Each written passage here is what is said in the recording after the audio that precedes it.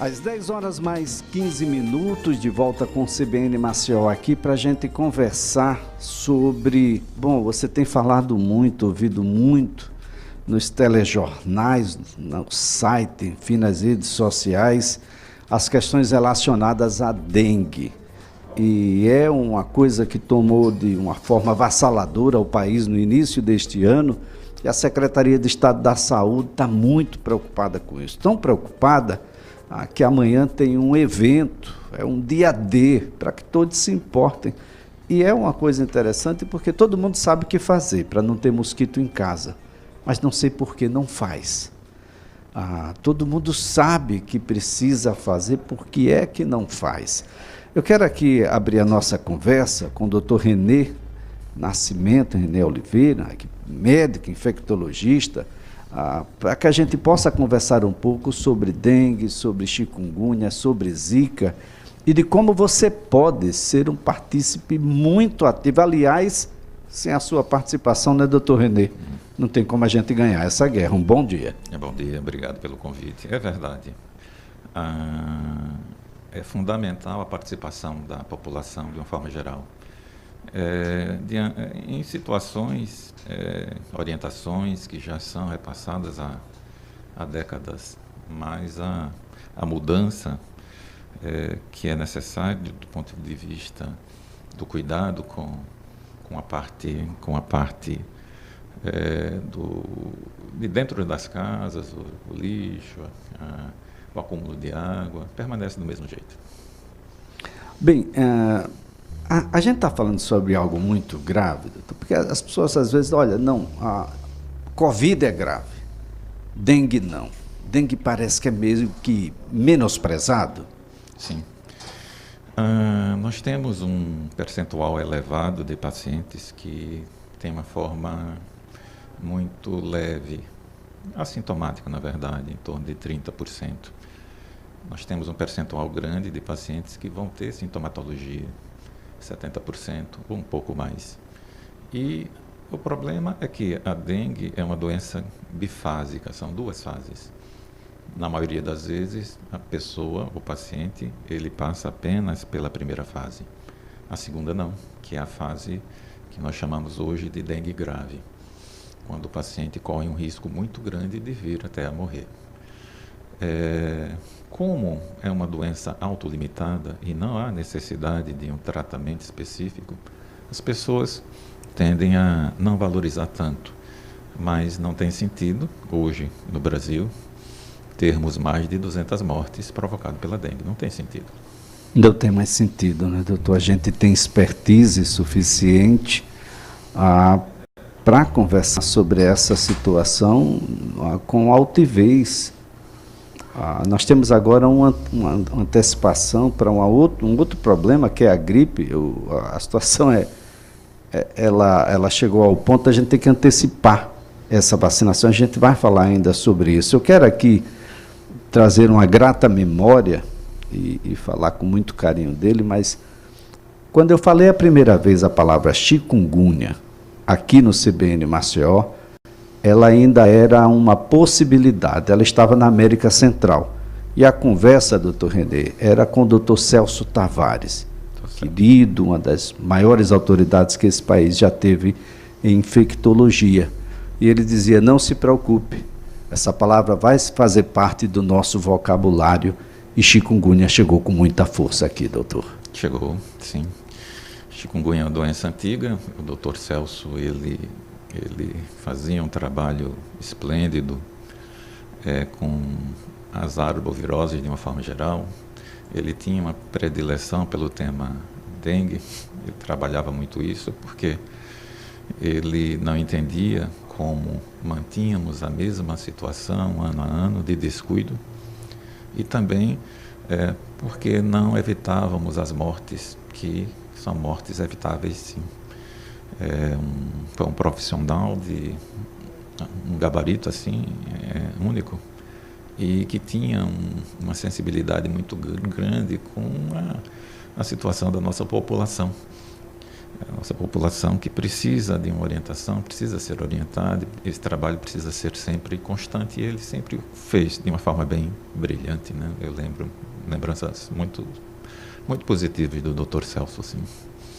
Bom, quando a gente fala sobre o mosquito, a gente fala sobre essa tríade, né? Dengue, sobre zika, sobre chikungunya, e que em determinado momento pode chegar a uma quadra, porque tem Guillain-Barré nessa discussão também. Aliás, tivemos uma conversa aqui no CBN Maceió com o Dr. Wellington Galvão sobre o tema. Mas, doutor, nós temos o dia de amanhã, é um dia D. Como é que vai ser esse dia D? O que é que a CESAL está propondo e de que maneira a população deve participar? Alagoas está inserida no combate à dengue de uma forma geral, liderado pelo Ministério da Saúde. O Ministério da Saúde, ele propôs aos estados, tivemos uma última reunião essa semana com a ministra da Saúde e o consórcio Nordeste, e foi solicitado que os estados do Nordeste eles entrassem nesse dia D, porque nós estamos numa fase, num momento diferente do Centro-Sul. Nós estamos numa fase ainda de conforto, que a programação, o que está previsto, é que para abril, maio, isso venha a mudar, porque é exatamente quando começa uma intensificação na quadra chuvosa.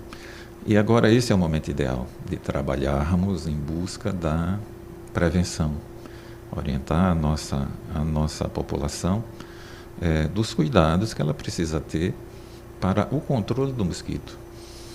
E a Secretaria de Saúde, junto com as secretarias municipais, nesse dia D, tem um foco muito grande na parte de prevenção, mas também na busca de termos um conforto com relação a, se por acaso isso acontecer, o que fazer, as estratégias que precisam ser montadas e discutidas com os municípios de uma forma geral.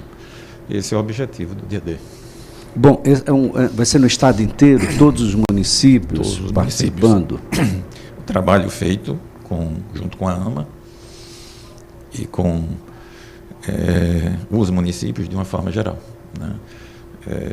Buscando a parte informativa e a parte organizacional para o combate e para o tratamento, digamos assim, daquelas pessoas que caminharem para um quadro de preocupação mais à frente. Bem, como é que a doença, a dengue, ela se manifesta nas pessoas, doutor? Crianças, idosos, pessoas com comorbidades, aquelas pessoas que já têm uma predisposição a qualquer doença, ter um pouco mais de dificuldade com os outros, passam a ser alvos prioritários dessas ações, dos cuidados. Como é que é isso, doutor? Como uma boa parcela das doenças infecciosas, os idosos, eles trazem uma preocupação maior. O sistema imunológico do idoso é debilitado. E também o idoso ele tem mais comorbidades. Essas comorbidades que encontramos na Covid, de preocupação na Covid, praticamente as mesmas, né? Então, aqueles pacientes que têm cardiopatia, diabetes e um extremo de idade, a preocupação é maior. Temos uma preocupação também com as crianças, porque elas acabam precisando de elas internam mais, elas caminham mais para quadros de preocupação. E os adolescentes, de uma forma geral, porque os adolescentes, eles ainda estão sendo apresentados, digamos assim, a um dos 4 sorotipos do vírus da dengue. E a possibilidade de complicação existe também nessa faixa etária. Doutor, a dengue hemorrágica é o passo seguinte da dengue, ou a gente já começa com dengue? Estamos falando sobre 2 dengues, não? 2 dengues. É uma doença bifásica, 2 fases. A primeira fase é aquele quadro clássico que todo mundo conhece. Quem já teve não esquece, não vai esquecer. Aquela dor atrás dos olhos, aquela de cabeça. Exatamente. Uma dor, uma dor intensa atrás dos olhos, muito, muito comum. Dores musculares, dores articulares, não tão intensa como a chikungunya, mas temos a presença das manchas na pele e sempre um quadro febril. Não existe dengue sem febre, acima de 38 graus. Dura mais ou menos 5 dias. O paciente tende a melhorar se ele for cuidadoso, ficar em casa, repousando, com uma boa hidratação. Hidratação, né, doutor? Hidratação é fundamental. Tem gente que tem uma receita bem complexa. Não. Tem de ser, dengue é uma coisa simples. Um paracetamol, indicamos devido à experiência e segurança, para dor e para febre. Hidratação, muito líquido. Dipirona pode. Dipirona pode. Paracetamol e dipirona, estes podem. Se você de fato estiver necessitando, está com muita febre, está com muita dor, não é, doutor? Exatamente. AS não pode. De maneira alguma. Como também não os anti-inflamatórios que usamos muito, um ibuprofeno, um diclofenaco, que a nossa população sempre faz uso quando tem muita dor no corpo. De preferência, não. Porque atrapalham a questão da coagulação. Porque já precisamos pensar na próxima fase, quando o paciente caminha para o que nós chamamos de dengue grave, que engloba a parte hemorrágica. Não é obrigatório o aparecimento de sangramento no caso da dengue grave, não. O paciente pode caminhar para o agravamento com muita dor abdominal, começa assim, com náusea, com vômito que não para, rebaixamento do nível de consciência e um sinal muito importante, hipotensão, a pressão cai. Por quê? Porque as proteínas, elas saem da parte dos vasos sanguíneos e as proteínas, elas entram nos tecidos. E com isso, leva o líquido todo do corpo para os tecidos, levando à hipotensão e ao choque, que é o que vai matar o paciente. Agora, doutor René, do ponto de vista clínico, é um diagnóstico muito difícil? Dá para a gente errar facilmente ou dá para a gente acertar facilmente que a gente está tratando ali de um paciente com dengue? No caso, nesse caso especificamente, é melhor errar pelo excesso. Melhor considerar aquele paciente como tendo um quadro de dengue, porque ele vai ser melhor visto, ele vai prestar atenção nos seus sinais e nos seus sintomas, ele vai receber uma orientação melhor da equipe de saúde, na unidade de saúde mais próxima, que é o mais importante. Qual a orientação básica? Qualquer sinal de complicação, no 4º ou no 5º dia, ou 6º, procure um atendimento especializado. Porque esse tempo ele urge, precisa ser o mais rápido possível, para que tenhamos a possibilidade de intervir nesse caso, que mais uma vez é a hidratação. A hidratação passa a ser venosa. Não podemos de maneira alguma deixar o paciente caminhar para um choque. Então, é melhor pecar pelo excesso, mas o diagnóstico da dengue não é tão difícil, não é tão difícil do ponto de vista clínico.